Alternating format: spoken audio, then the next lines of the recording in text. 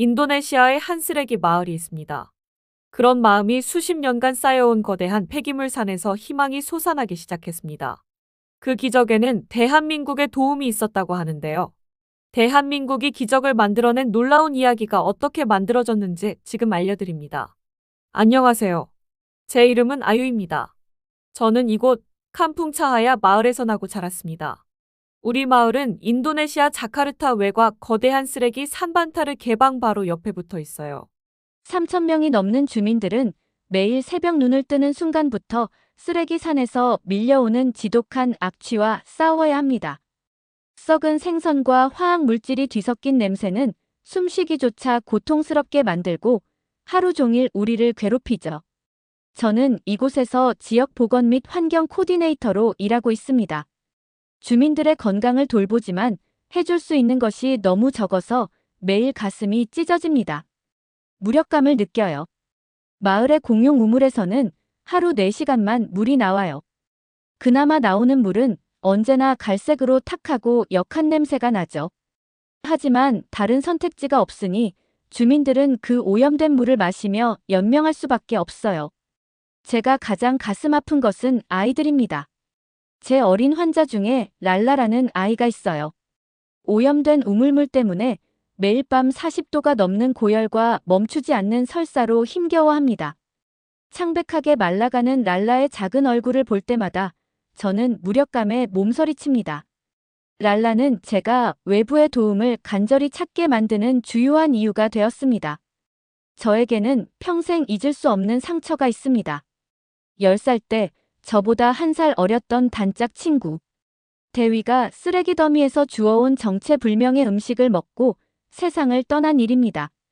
늘 밝고 해맑던 대위가 며칠 밤낮을 고열에 시달리며 고통스러워하던 모습, 그리고 차갑게 식어가는 손을 잡고 제가 들었던 대위의 마지막 질문, 아유야, 왜 우리는 이렇게 살아야 하는 거야? 그 질문은 제 심장에 박혀 매일 밤 저를 괴롭혔어요. 20년이 지난 지금도 저는 그 질문에 답을 찾지 못했습니다. 저는 매일 낡은 핸드폰으로 마을의 모습을 기록합니다. 쓰레기 산을 놀이터 삼아 위험하게 뛰어노는 아이들, 신발도 없이 피부병 투성이인 작은 발들, 그래도 해맑게 웃는 아이들의 순수한 얼굴을 찍어요. 그 모습은 제 어린 시절과 대위를 떠올리게 하며 눈물을 쏟게 만듭니다. 플라스틱 조각으로 인형놀이를 하거나 녹슨 깡통으로 축구를 하는 아이들을 볼 때마다 저는 대위에게 약속했던 더 나은 세상을 떠올립니다. 저는 하늘을 향해 소리 없는 절규를 하듯 물었습니다. 신이시여, 부디 보고 계십니까? 이 작은 생명들마저 당신의 침묵 속에서 쓰러져 가야 합니까? 하지만 대답 없는 침묵만이 돌아올 뿐이었죠. 저는 눈물을 닦고 다시 핸드폰을 켰습니다. 이 지옥 같은 현실을 벗어날 아주 작은 방법이라도 찾아야 한다는 일념으로 느리고 자주 끊기는 인터넷 연결 속에서 저는 필사적으로 검색하기 시작했습니다. 밤새도록 등잔불 아래 앉아 세계에서 가장 깨끗한 나라, 환경 문제, 해결 성공 사례 같은 단어들을 두드렸어요. 그 끝에서 저는 대한민국이라는 나라의 이름을 발견하게 되었습니다. 절망의 벼랑 끝에 서 있던 저에게 대한민국이라는 이름은 알 수 없는 끌림과 함께 한 줄기 희망처럼 다가왔습니다. 캄풍 차하야의 밤은 깊고 어두웠습니다. 저는 등잔불 아래 앉아 낡은 핸드폰 화면에서 눈을 떼지 못했죠. 대한민국이라는 나라가 환경 문제 해결 성공 사례로 자주 언급된다는 사실에 가슴이 뛰었습니다.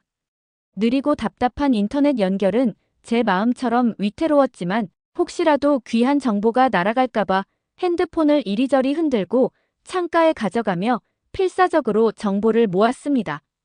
등잔불이 흔들릴 때마다 심장이 덜컹거렸지만 저는 멈출 수 없었어요. 대한민국 외에도 스위스, 노르웨이, 일본, 독일, 싱가포르 등 세계에서 가장 깨끗하다는 나라들의 정부 기관과 주요 환경 단체의 이메일 주소를 하나하나 수첩에 옮겨 적었습니다. 국제구호기구의 연락처도 빠뜨리지 않았죠. 이 정보들이야말로 우리 마을의 미래를 바꿀 열쇠가 될지도 모른다는 작은 희망이 제 마음을 지배했습니다. 다음 날 동이 트기도 전에 저는 마치 무엇에 홀린 사람처럼 이메일을 쓰기 시작했어요. 단 한 통이라도 좋으니 이메일이 칸풍. 차하야의 비참한 현실을 제대로 알릴 수 있기를 바라면서 핸드폰에 담긴 아이들의 고통스러운 사진과 영상, 그리고 제 가슴에 묻어온 대위의 비극적인 이야기를 눈물로 써내려갔습니다. 손가락이 아플 때까지 자판을 두드리며 밤새도록 등잔불을 밝혔어요. 존경하는 세계의 지도자님들과 따뜻한 마음을 가진 모든 분들께. 저희는 인도네시아의 작은 마을 캄풍 차하야에서 죽어가고 있습니다. 저희의 죄는 가난하다는 것과 거대한 쓰레기 산 옆에 산다는 것뿐입니다. 부디 저희의 이 마지막 외침을 외면하지 말아주십시오. 한 줄기 빛이라도 좋으니 저희에게 희망을 보여주십시오. 이런 간절한 내용을 담아 수십 통, 수백 통의 메일이 전 세계를 향해 발송되었습니다. 하지만 며칠이 지나고 몇 주가 흘러도 돌아오는 것은 싸늘한 침묵뿐이었습니다. 어떤 곳에서는 해당 문제는 귀국 정부의 사안이라 우리가 개입할 수 없습니다라는 형식적인 답변이 왔어요. 제 마음을 더욱 아프게 했죠. 대부분의 메일은 자동 응답 메일 외에는 답장이 없었습니다. 저는 저희의 고통스러운 외침이 그저 수많은 스팸 메일 중 하나가 되어버린 것 같아 깊은 절망에 빠졌어요. 온 세상이 우리에게 귀를 닫아버린 것만 같았습니다. 저는 모든 희망을 놓아버리고 텅 빈 눈으로 먼 하늘을 바라보며 체념했습니다. 결국 아무 소용 없었구나. 우리처럼 가진 것 없는 사람들의 목소리는 그 누구에게도 닿지 않는 메아리일 뿐이었어. 대위야, 미안해. 내가 힘이 없어서 미안해. 스스로에게 속삭이며 모든 것을 포기하고 절망의 늪으로 가라앉으려던 바로 그 순간 제 낡은 핸드폰에서 짧은 알림 소리가 울렸습니다. 거의 기대를 버린 채 메일함을 열어봤어요. 저는 제 눈을 믿을 수 없었습니다. 한국국제원조팀이라고 적힌 새로운 메일 한 통이 도착해 있었죠.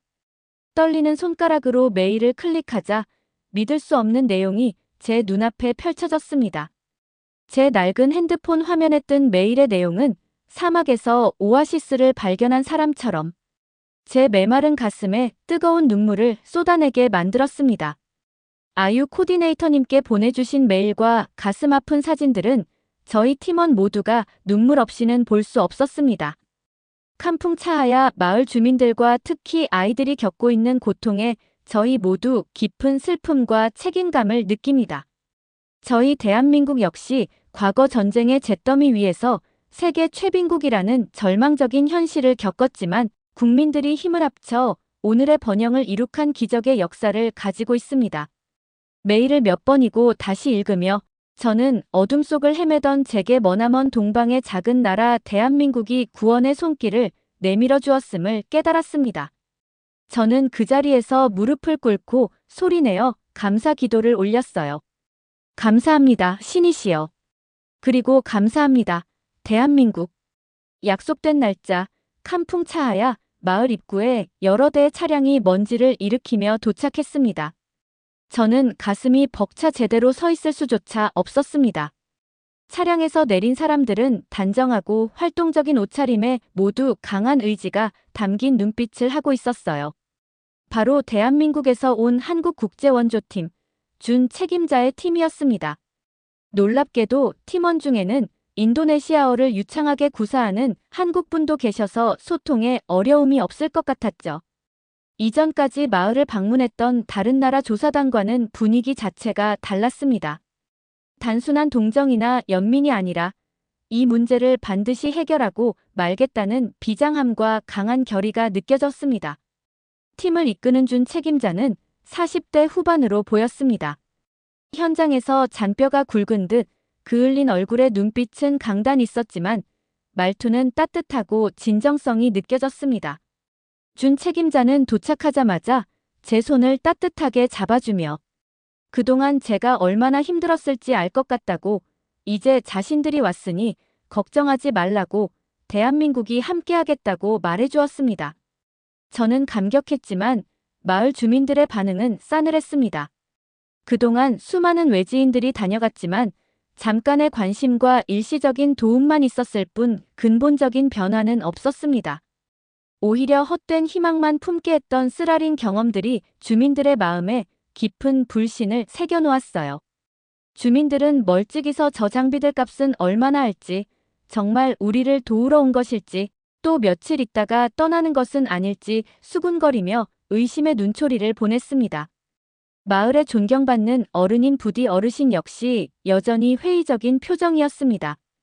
냉랭한 분위기 속에서도 준 책임자와 팀원들은 곧바로 마을 전체를 샅샅이 둘러보기 시작했습니다. 최첨단 휴대용 분석 장비로 공기, 물, 토양의 오염 상태를 신속하게 측정하고 드론까지 띄워 거대한 쓰레기 산을 입체적으로 파악했어요. 전문적이고 일사불란한 모습에 소수의 주민들은 놀라움과 함께 작은 기대감을 느끼기 시작했습니다. 인도네시아어를 구사하는 팀원이 주민들에게 직접 그들이 하는 일을 설명해주니 더 정확하게 이해할 수 있었습니다. 며칠간의 정밀 조사와 분석을 마친 준 책임자는 마을 광장에 주민들을 모두 모아놓고 이야기했습니다. 확신에 찬 그의 목소리는 절망에 익숙해진 우리 주민들의 마음 깊숙이 울려 퍼졌어요. 그는 지난 며칠간 주민들의 깊은 고통과 절망을 함께 느꼈으며 거대한 쓰레기 산이 우리의 희망마저 집어삼키려 하고 있다고 말했습니다. 하지만 동시에 이곳에서 꺼지지 않는 강한 생명력과 변화를 향한 간절한 열망 또한 발견했다고 강조했죠. 준 책임자는 대한민국의 과거를 이야기했습니다. 전쟁으로 모든 것이 파괴되고 세계에서 가장 가난했던 시절, 하지만 선조들과 부모님 세대가 우리도 한번 잘 살아보자, 우리 아이들에게는 더 나은 세상을 물려주자는 뜨거운 마음으로 맨손으로 기적을 만들었다고 설명했어요.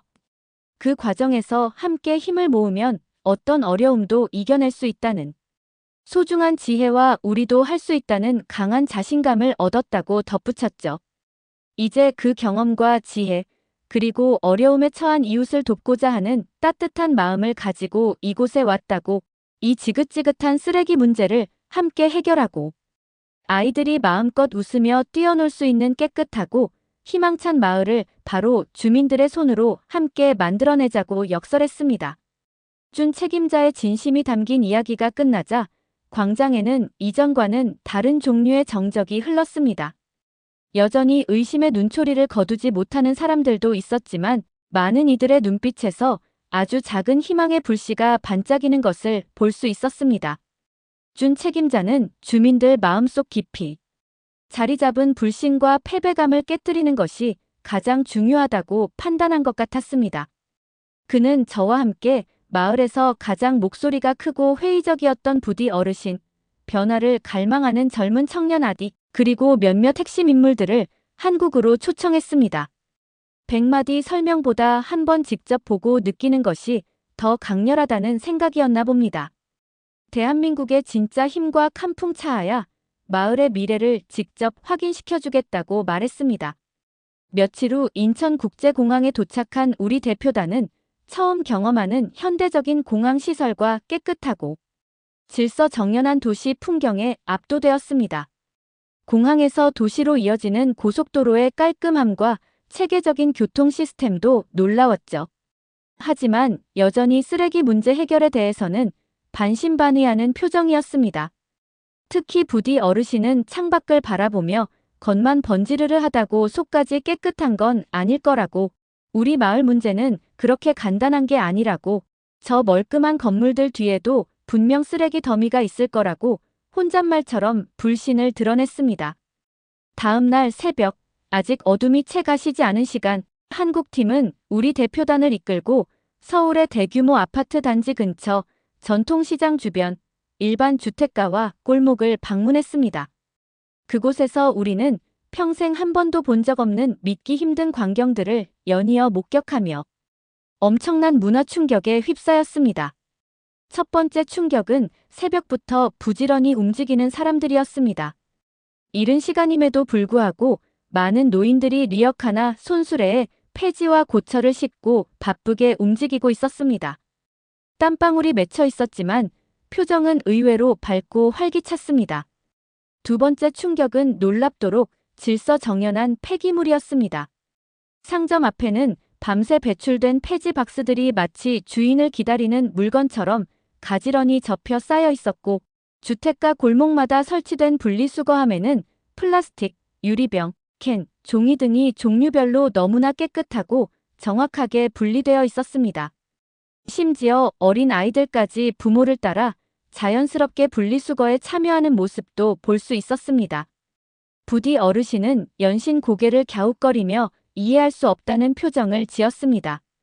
이게 대체 다 뭐하는 풍경인지, 저 노인들은 왜 새벽부터 저런 것들을 모으고 다니는지, 상점 주인들은 왜 자기 가게 앞에 물건을 저렇게 쉽게 가져가도록 내버려 두는지, 저렇게 깨끗한 쓰레기통들은 또 무엇인지, 저렇게까지 할 필요가 있는지 연신 의아해하셨습니다. 마침내 저희 대표단이 도착한 곳은 한 고물상이었습니다. 그곳에서 우리는 세 번째이자 가장 결정적인 충격을 받게 되었고, 저는 제 눈을 의심할 수밖에 없었습니다. 새벽 내내 폐지와 고철을 모았던 노인들이 자신이 수거해서 모은 물품의 무게를 달고 고물상 주인으로부터 현금을 받아가는 장면을 직접 목격한 것입니다. 특히 한 노인이 하루에 한국 돈으로 1만 원 정도를 벌어간다는 이야기를 듣고 부디 어르신은 다리에 힘이 풀려 주저앉을 뻔했습니다. 인도네시아 돈으로 환산하면 약 10만 루피아로 우리 마을에서는 며칠을 먹고 살 수 있는 금액이었고, 마을에서 힘없는 노인이 그 정도 수입을 버는 것은 상상조차 할 수 없는 일이었습니다. 아디는 흥분과 놀라움이 뒤섞인 표정으로 저렇게 길거리에 널려 있는 것들을 주워서 그렇게 큰 돈을 벌 수 있다는 사실에 깊은 인상을 받았고, 그것이 거의 정식 직업과 마찬가지인 것 같다며 당장 한국에서 저 일이라도 하고 싶다는 마음을 표현했습니다. 한국팀 직원은 잔잔한 미소와 함께 이것이 바로 한국의 자원순환 경제의 한 단면이라고 설명해 주었습니다. 많은 어르신들이 폐지나 고철을 수집하여 소일거리 삼아 용돈을 버시거나 생계에 보탬을 받고 있으며, 상점 주인들도 버려야 할 박스를 누군가 가져가 주니 서로에게 도움이 되는 것이라고 했습니다. 폐기물이 될 것들이 이렇게 사회 전체적으로 자연스럽게 수거되고 재활용되는 시스템이 갖춰져 있다는 설명은 제 머리를 망치로 맞은 듯 얼얼하게 만들었습니다. 저를 포함한 우리 대표단은 한동안 아무 말도 할 수 없었습니다. 캄풍 차하야에도 쓰레기 은행이라는 개념은 있었지만 접근성도 형편없었고, 한국처럼 리어카가 안전하게 다닐 길이나 깨끗하게 분리, 배출할 수 있는 현대적인 분리수거장은 상상조차 할 수 없는 마치 다른 행성의 이야기처럼 느껴졌기 때문입니다. 부디 어르신은 깊은 한숨과 함께 하지만 이전과는 완전히 다른 눈빛으로 평생 우리는 속고 살았다고 이야기했습니다. 우리 마을에서는 쓰레기를 팔아 돈을 번다는 건 그저 정부나 단체들이 우리를 잠깐 달래기 위한 헛된 희망 같은 거라고, 곧 사라질 신기루 같은 거라고 생각했었는데, 여기 대한민국은 정말로 쓰레기가 황금이 되는 나라였다는 것을 깨달은 표정이었습니다. 우리 대표단의 가슴속에 아주 작지만 강렬하게 타오르는 희망의 불씨 하나가 생겨났습니다. 우리 캄풍 차하야도 어쩌면 이라는 생각이 머릿속을 떠나지 않았습니다. 대한민국에서의 충격적인 경험과 가슴 벅찬 희망을 품고 캄풍 차하야 마을로 돌아온 우리 대표단은 이전과는 완전히 다른 사람들이 되어 있었습니다. 우리는 마치 새로운 세상을 보고 온 선구자처럼 마을 주민들에게 한국에서 목격한 기적 같은 현실과 우리도 할 수 있다는 뜨거운 비전을 열정적으로 설명하기 시작했습니다. 하지만 수십 년간 패배감과 절망에 익숙해져 있던 주민들의 반응은 너무나 싸늘했습니다. 많은 주민들이 그것은 한국이니까 가능한 일이고 우리처럼 가난하고 가진 것 없는 사람들이 뭘 할 수 있겠냐며 회의적인 태도를 보였습니다. 또다시 시작이냐며 몇 년 전에도 비슷한 소리를 들었지만 결국 아무것도 달라지지 않았다고 말하는 사람들도 있었죠. 괜히 일만 더 만드는 거 아니냐고 걱정하는 목소리도 들렸고, 그래봤자 며칠 지나면 또 원래대로 돌아갈 거라며 체념하는 모습도 보였습니다. 저는 점점 좌절감을 느꼈습니다. 우리 눈앞에 희망이 보이는데 왜 마을 사람들은 그걸 보려 하지 않는 것일까요? 저는 마을 사람들의 깊은 불신과 싸우느라 지쳐가고 있었습니다. 그때 부디 어르신이 나서 주었습니다. 마을 광장에 선 어르신은 주민들 앞에서 눈물까지 글썽이며 자신의 한국 방문 경험을 이야기했습니다.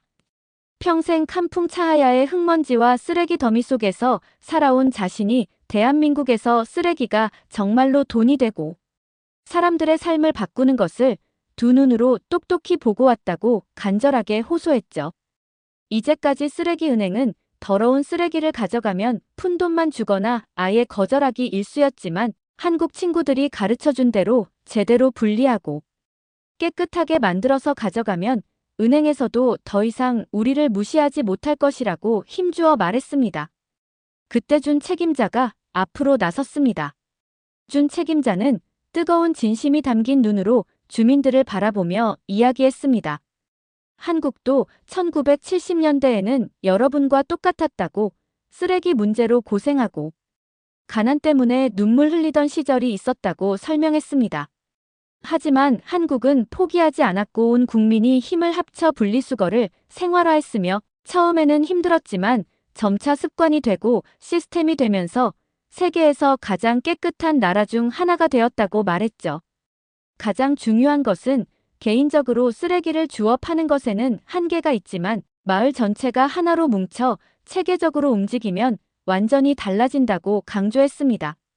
쓰레기 은행에서도 대량으로 들어오는 깨끗한 재활용품에는 훨씬 좋은 가격을 매겨준다고 설명했습니다. 아디는 핸드폰으로 찍어온 한국의 고물상 영상을 다시 보여주며 한국의 노인들이 돈을 버는 것은 동네 사람들이 모두 협력하여 깨끗하게 분리한 재활용품을 모아서 팔기 때문이라고 덧붙였습니다. 한국팀은 마을 한복판에 작은 시범 공간을 만들었습니다. 각 종류별로 명확하게 표시된 구역을 나누고 어떻게 분리해야 하는지 친절하게 설명해 주었습니다. 플라스틱병 라벨 떼는 법, 종이 접는 법 등을 직접 보여주며 함께 실습했죠. 가장 큰 변화를 이끌어낸 것은 한국팀이 보여준 진심이었습니다. 준 책임자와 팀원들은 더러운 쓰레기를 직접 만지며 우리 주민들과 함께 분리 작업에 참여했습니다. 땀을 흘리며 웃으면서 우리에게 함께하면 할 수 있다고, 혼자가 아니라고, 자신들이 끝까지 함께할 것이라고 말했습니다. 젊은 팀원들은 아이들에게 다가가 플라스틱 병을 깨끗하게 씻으면 새 병처럼 빛나고 쓰레기 은행에 가져가면 돈을 많이 받을 수 있다고 알려주었습니다. 아이들이 신기해하며 따라하는 모습을 본 부모들의 마음도 조금씩 열리기 시작했습니다.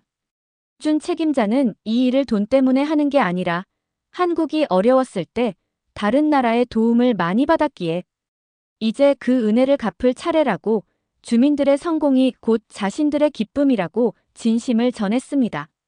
부디 어르신은 감격에 찬 목소리로 이제 알겠다고, 한국 사람들이 정말 우리를 위해 진심으로 온 것이라고, 이런 소중한 경험과 지혜를 우리에게 나눠주었다는 것에 대해 이야기했습니다. 주민들도 하나둘씩 고개를 끄덕이기 시작했습니다.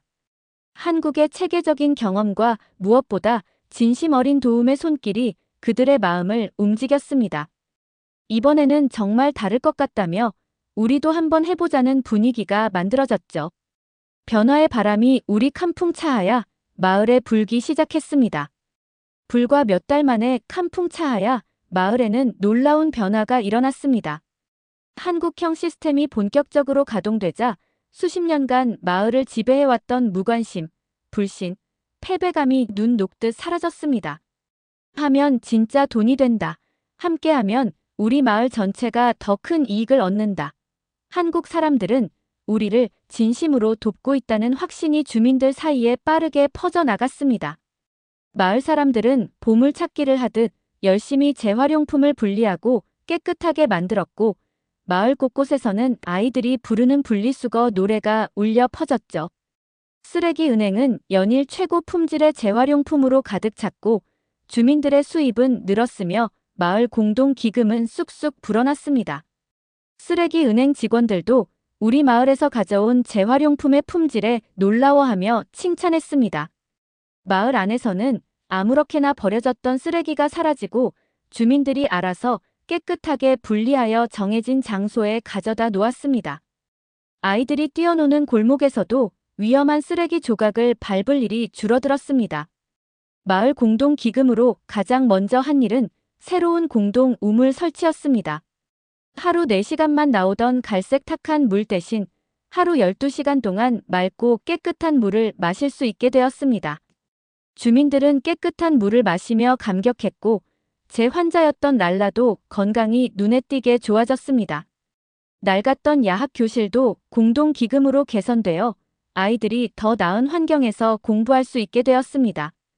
이 변화와 성공 스토리는 인도네시아 전역과 국제사회의 주목을 받았고 캄풍 차하야 모델이라는 이름으로 다른 지역들로 확산되기 시작했습니다. 저는 이제 대위에게 답해줄 수 있을 것 같습니다. 대위야, 우리가 그렇게 힘들게 산 이유를 이제 알겠어.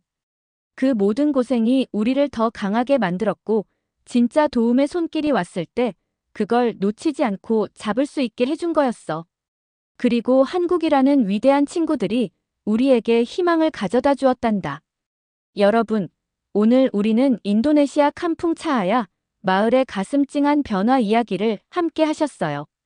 쓰레기 산 옆에서 절망뿐이던 마을이 아유 씨의 간절한 외침과 한국팀의 진심 어린 도움으로 희망을 되찾는 과정을 보셨죠. 쓰레기가 돈이 되고 깨끗한 물이 흐르고 아이들이 더 나은 환경에서 웃게 된 기적 같은 이야기였어요. 저는 이 영상을 만들면서 아유 씨의 용기와 한국팀의 따뜻한 마음에 깊이 감동받았어요. 그리고 아무리 어려운 상황에서도 희망은 있다는 것을 다시 한번 느꼈답니다. 이런 감동과 희망의 메시지가 더 널리 퍼질 수 있도록 이 영상이 좋으셨다면 좋아요를 꼭 눌러주시고요. 앞으로도 저희 채널에서 전해드릴 따뜻한 이야기에 계속 함께하고 싶으시다면 구독과 알림 설정도 잊지 말아주세요. 여러분의 작은 관심이 또 다른 기적을 만들 큰 힘이 된답니다. 끝까지 함께해 주셔서 정말 감사드려요.